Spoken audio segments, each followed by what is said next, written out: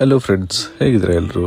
ಇವತ್ತಿನ ಈ ವಿಡಿಯೋ ನಮ್ಮೆಲ್ಲರ ಮನಸ್ಸಿಗೆ ಹತ್ತಿರವಾಗಿರೋ ಒಂದು ಜಾಗದ ನೆನಪಿನ ನಡಿಗೆ. ಇಲ್ಲಿಗೆ ಬರ್ತಿದ್ದ ಹಾಗೆ ಹವಾಮಾನ ತಂಪಾಗುತ್ತೆ, ಮನಸ್ಸಿಗೆ ಹಿತ ಅನ್ಸುತ್ತೆ. ಅದೇ KR ಪುರದ ಬಳಿ ಇರುವ ನಮ್ಮ ITI ಕಾರ್ಖಾನೆಯ ITI ಕಾಲನಿ. ಈ ಇಂಡಿಯನ್ ಟೆಲಿಫೋನ್ ಇಂಡಸ್ಟ್ರೀಸ್ ಭಾರತದ ಸ್ವಾತಂತ್ರ್ಯ ಸಿಕ್ಕ ನಂತರದ 1948ರಲ್ಲಿ ಸ್ಥಾಪನೆ ಆಗಿರುವ ಮೊದಲನೇ ಪಬ್ಲಿಕ್ ಸೆಕ್ಟರ್ ಅಂಡರ್ಟೇಕಿಂಗ್. ಭಾರತಕ್ಕೆ 50% ಭಾಗದ ದೂರವಾಣಿಗಳು ಸರಬರಾಜು ಆಗ್ತಾ ಇದ್ದಿದ್ದು ಈ ITI ಫ್ಯಾಕ್ಟರಿಯಿಂದಲೇ. ಈ ಫ್ಯಾಕ್ಟರಿ ಸಾವಿರಾರು ಕುಟುಂಬಗಳು ಇಲ್ಲಿಗೆ ವಲಸೆ ಬಂದು ಜೀವನ ಕಟ್ಟಿಕೊಳ್ಳಕ್ಕೆ ದಾರಿಯಾದ ಒಬ್ಬ ಅನ್ನದಾತ.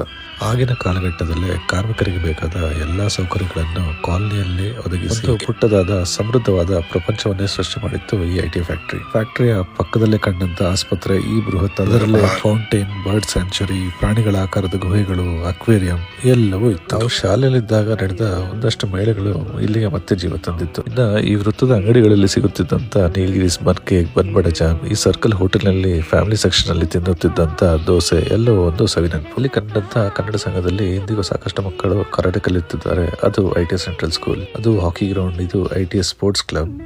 ಈ ಕ್ರೀಡಾಂಗಣಗಳಲ್ಲಿ ನಡೆದ ಫ್ಲಡ್ ಲೈಟ್ಸ್ ಮ್ಯಾಚ್ಗಳ ಬಗ್ಗೆ ಕೇಳೋದೇ ಒಂದು ರೋಮಾಂಚನ.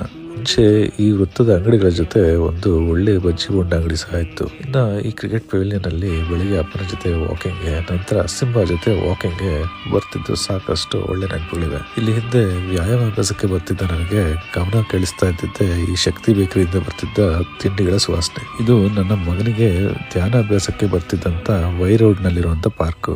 ಇನ್ನು ಹಾಗೆ ಮುಂದೆ ಬಂದ್ರೆ ನನಗೆ ಪುಸ್ತಕಗಳ ರುಚಿ ತೋರಿಸಿದಂತ ಈ ಗ್ರಂಥಾಲಯ, ಹತ್ತಿರವಿರುವಂತ ವಿದ್ಯಾಮಂದಿರ ಶಾಲೆ, ಅದು ಫುಟ್ಬಾಲ್ ಗ್ರೌಂಡ್. ಇತ್ತ ಕಡೆ ಕನ್ನಡ ಹಾಗೂ ಹಾಲಿವುಡ್ ಚಿತ್ರಗಳ ಉಚ್ಚರಿಸಿದಂತ ITI ಥಿಯೇಟರ್.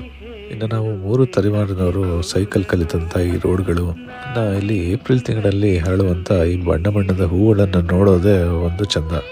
ಕಾಲನಿಯ ಬಲಬದಿಯಲ್ಲಿರುವಂತ ಬಾಸ್ಕೆಟ್ ಬಾಲ್ ಹಾಗೂ ಬ್ಯಾಡ್ಮಿಂಟನ್ ಕೋರ್ಟ್. ದೀಪಿಕಾ ಪಡುಕೋಣೆ ಅವರ ತಂದೆ ಪ್ರಕಾಶ್ ಪಡುಕೋಣೆ ಅವರು ಸಹ ಇಲ್ಲಿ ಮುಂಚೆ ಆಡ್ಲಿಕ್ಕೆ ಬರ್ತಿದ್ರಂತೆ. ನಾನು ಸಹ ಬ್ಯಾಡ್ಮಿಂಟನ್ ಕಲ್ತಿದ್ದು ಇಲ್ಲೇ. ಇದರ ಆವರಣದಲ್ಲೇ ಇರುವಂತ ಭವ್ಯವಾದ ITI ಗೆಸ್ಟ್ ಹೌಸ್. ಅಲ್ಲಿಂದ ITIನ ಕೊನೆ ರೋಡ್ಗೆ ಬಂದ್ರೆ ಅಲ್ಲಿ ನಿಮ್ಗೆ ಕಾಣುವಂಥದ್ದೇ ರಾಘವೇಂದ್ರ ಸ್ವಾಮಿ ಮಠ. ಇನ್ನು ಅಲ್ಲಿಂದ ಸ್ವಲ್ಪ ಮುಂದೆ ಬಂದ್ರೆ ನನ್ನ ವಾಟ್ಸಪ್ ಹಾಗೂ ಇನ್ಸ್ಟಾಗ್ರಾಮ್ನ ಸ್ಟೇಟಸ್ ನಲ್ಲಿ ಕಾಣೋ ಫೋಟೋದ ಜಾಗ ಕೇಳ್ತಿರ್ತಿರಲ್ಲ, ಅದೇ ಈ ITI ಲೇಕ್. ಬೆಳಗಿನ ಹಿಮಕವಿದ ವಾತಾವರಣದಲ್ಲಿ ವಾಕಿಂಗ್ ಮಾಡ್ತಾ ಹಕ್ಕಿಗಳು ಕೂಗಿನ ಮಧ್ಯೆ ಇಲ್ಲಿ ಸೂರ್ಯೋದಯ ನೋಡೋದೇ ಒಂದು ಖುಷಿ. ಈ ITI ಕಾಲನಿ ನಮ್ಗೆ ಹತ್ತಿರದಲ್ಲೇ ಸಿಗುವ ಚಿಕ್ಕಮಗಳೂರು ಅಥವಾ ಕೂರ್ಗ್ನ ಹಾಗೆ. ಈ ರೀಲ್ ನೋಡ್ತಿರೋ ಪ್ರತಿಯೊಬ್ಬರಿಗೆ ಈ ಜಾಗದೊಡನೆ ಒಂದು ನೆನಪಿದೆ, ಒಂದು ನಂಟಿದೆ.